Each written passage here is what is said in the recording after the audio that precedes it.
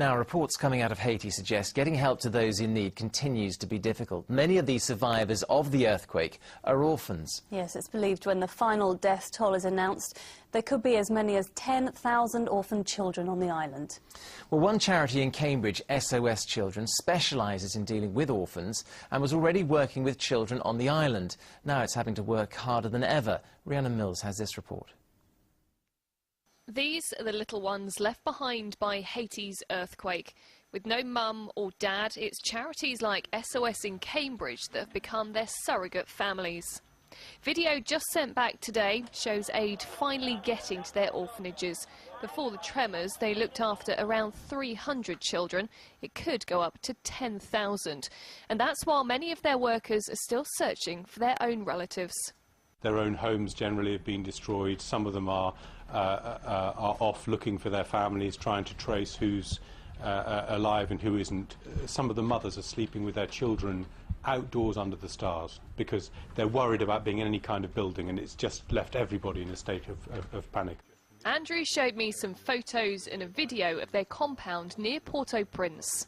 The village is largely intact, yeah, but the social centre and the vocational training centre are destroyed. They have been relatively lucky. Most buildings are still standing. They've got running water and electricity. It's made them a focal point for anyone who needs help. A mobile hospital is being set up in their grounds.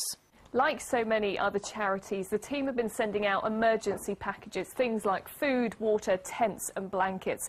But just as important are the psychologists and social workers that they've got on the ground, helping children who've been through so much trauma and don't have a family to look after them. Thank you. But with such widespread devastation, even getting the basics is a struggle. Thank you. In Ipswich, Michael Pritchard is preparing to send out his specially designed jerry cans called the Life Straw. Fitted with a special filter, they clean all bacteria and viruses out of any liquid. You can't ship enough water. People have been living there for centuries. There is water there, it's just contaminated. If you can provide people with a means for producing their own safe, sterile drinking water, they can get on with rebuilding their homes and their lives. $600 million has been pledged to help Haiti in the short term. At SOS, they have seen an increase in people wanting to sponsor children, but they also want to make sure that these orphans have a proper future. I think if you see a child lone on the news crawling over the rubble or whatever, your immediate human instinct is to pick them up, hug them and take them home. That's what we all want to do. And of course you can't. They'll have a longer term need, not just until the television cameras have flown somewhere else in a couple of weeks' time. Rhiannon Mills, Anglia News in Cambridge. And if you do want to donate to the Haiti Earthquake Appeal, then let's take a look at the details. They're on your screen now. You can go to www.dec.org.uk, or you can call the number there just below. It's 0370 60 60 900. That's 0370 60 60 900. The email and the telephone details there for you. Mourners have paid their respects to a soldier based in Essex who was killed in Afghanistan.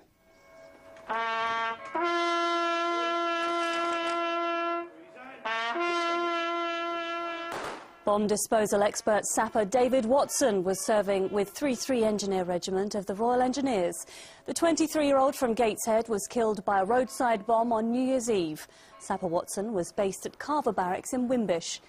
His family said he'd been living his dream. The commanding officer of the 1st Battalion, the Royal Anglian Regiment, says his troops are making a difference in Afghanistan. 400 soldiers from the battalion, known as the Vikings, are deployed in 3 areas of the country. They're 3 months into a 6-month tour. Well, one of their tasks is to train members of the Afghan National Police Force. The police in Helmand here have quite a long way to go before they're in a position to take a leading role. We are working with them to try and address some of their shortcomings, and a number of the soldiers from the Vikings are involved in both mentoring tasks and also the training at the Helmand Provincial Training Centre here in Lashkargah.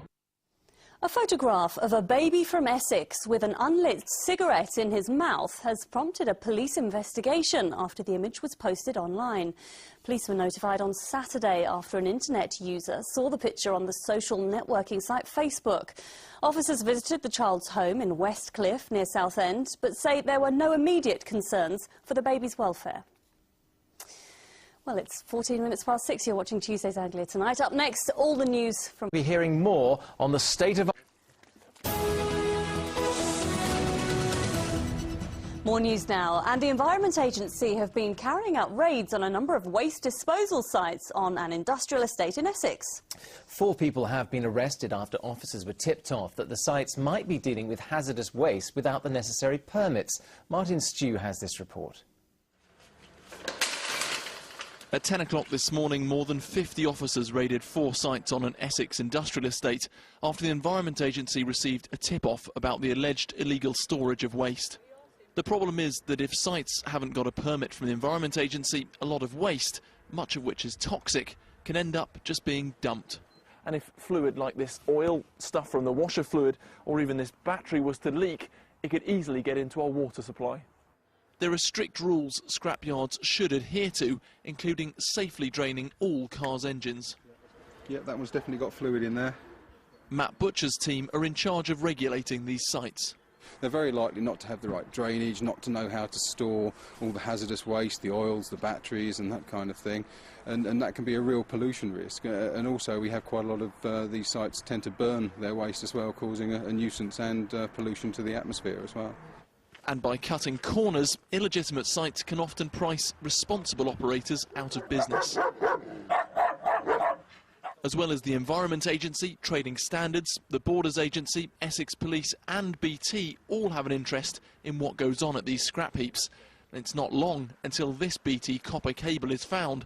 It's the type used to supply 1,000 homes. How it got here will be thoroughly investigated. This morning's raids are just the start of a county-wide crackdown. Already 4 people have been arrested across the region on suspicion of operating illegal waste sites. Martin Stew, Anglia News, Essex.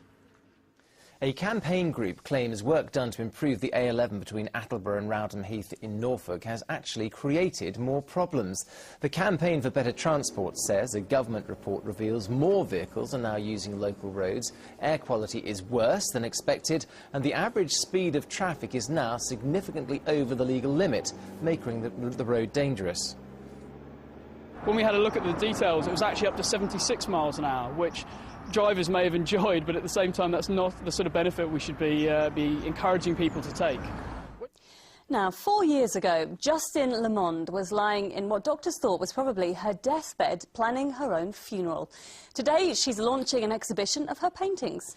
The extraordinary turnaround is thanks to an organ donor and double lung transplant. And as Tom Barton reports, it's this story that inspired Justine from Broomfield near Chelmsford to paint.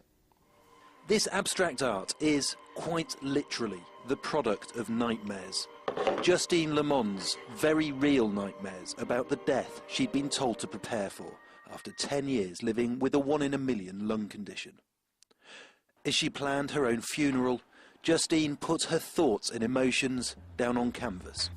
I knew I was dying. I had people, my family, coming in to say goodbye, and that was such an emotional, traumatic time in my life. It was a release to get my emotions out on paper and explode with colours, and, you know, whether it's a bright piece or a dark piece. And when you've got an illness and you know that you're dying, you know, sometimes you can't always express and talk to people. So Justine did her talking through her art which is now on display at Chelmsford Library. With my double lung transplant, I have a new lease of life. I can breathe again. After the transplant, I was so excited. I was waving my hands in the air, going, hey, I've got new lungs. And I felt I could breathe for the first time in years. Justine's story is told through her paintings.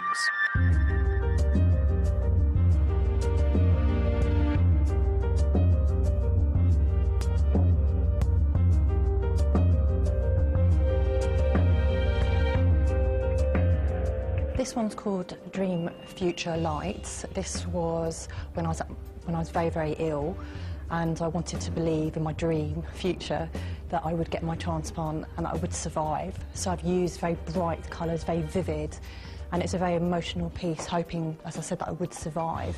And I did a contrast picture called Dream, Reality, Dark, and it's quite a contrast to the other piece. And this was when I was going through quite a dark phase. With my illness, my lungs used to collapse many, many times. There's about 15 lung collapses. Her work is on display until mid-February, a glimpse into the despair of facing near-certain death and the joy of survival. Tom Barton, Anglia News, Chelmsford.